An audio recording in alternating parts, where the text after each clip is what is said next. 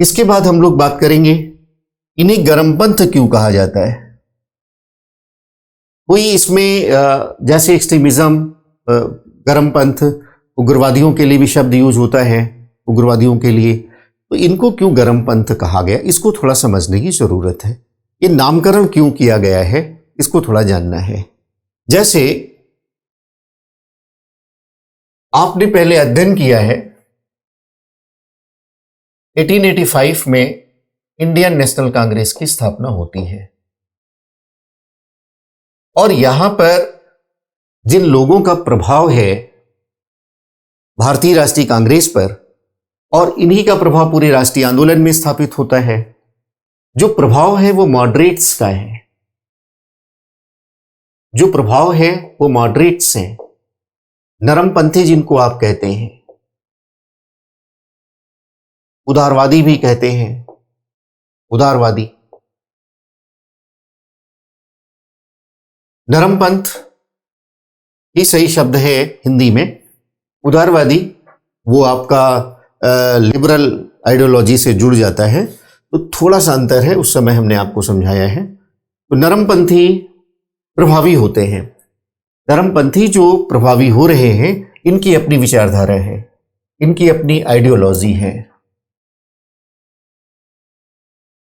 इनके अपने प्रोग्राम्स हैं, इनके अपने मेथड्स हैं और तरीके हैं।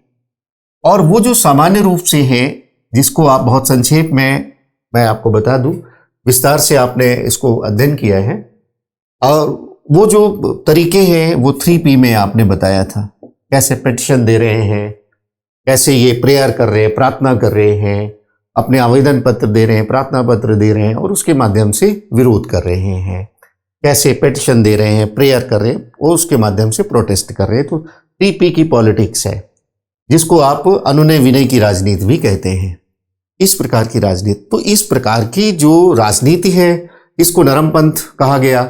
लेकिन बाद में जो एक्सट्रीमिज्म आता है, जो ये नेतागण आते हैं 19वीं शताब्दी के अंतिम दशक में, जिसमें आप लाल बाल पाल के को मुख्य रूप से जानते हैं, लाल बाल और पाल, लाला लाजपत राय, बिपिन, बाल गंगाधर तिलक और बिपिन चंद्र पाल, जो इसका नेतृत्व करते हैं प्रोमिनेंट लीडर्स में।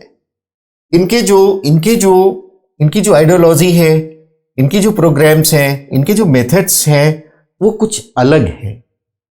आप जैसे इन्होंने क्या किया, इन्होंने जनता को जोड़ने का प्रयास किया। इन्होंने जिस प्रकार की आइडियोलॉजी अपनाई वो थोड़ा उग्र प्रकार की है, उग्र प्रकार की है इनकी तुलना में। आप उनको आतंकवादियों से अलग रखेंगे, एक हमने पहलू बनाया है, एक एस्पेक्ट बनाया है, कैसे अलग है उग्र प्रकार की। ऐसा नहीं कि वो बम और पिस्तौल की राजनीति कर रहे हैं, वो जनता को जोड़ने की बात कर रहे हैं।